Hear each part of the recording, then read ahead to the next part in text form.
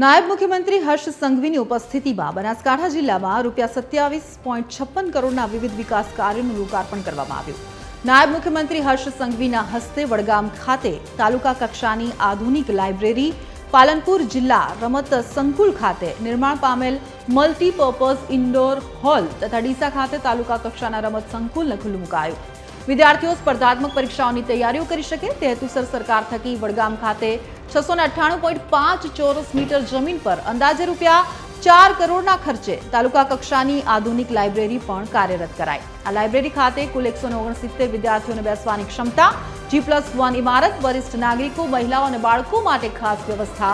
Conference room તથા 20,000 જેટલા પુસ્તકો રાખવાની ક્ષમતા છે, જે હવે લોકો માટે ખુલ્લી મૂકવામાં આવશે।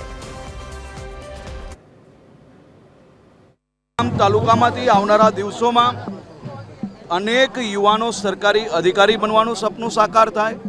એમના જીવનમાં ઉદ્યોગપતિ બનવું હોય કે વેપાર કરવો હોય કે પછી નોકરી પ્રાપ્ત કરવી હોય, એમના તમામ સપનાઓ આ લાઇબ્રેરી થકી સાકાર થાય તે પ્રકારે આ લાઇબ્રેરીની વ્યવસ્થા કરવામાં આવી છે। આ લાઇબ્રેરી અત્યાધુનિક જ છે એટલું નહીં, પરંતુ 20,000થી વધુ પુસ્તકો, 160થી વધારે સિટિંગ, બાળકો ઇન્ટરનેશનલ કોલેજમાં ભણતા હોય ને પ્રોજેક્ટો જેમ બનાવતા હોય એવા પ્રોજેક્ટો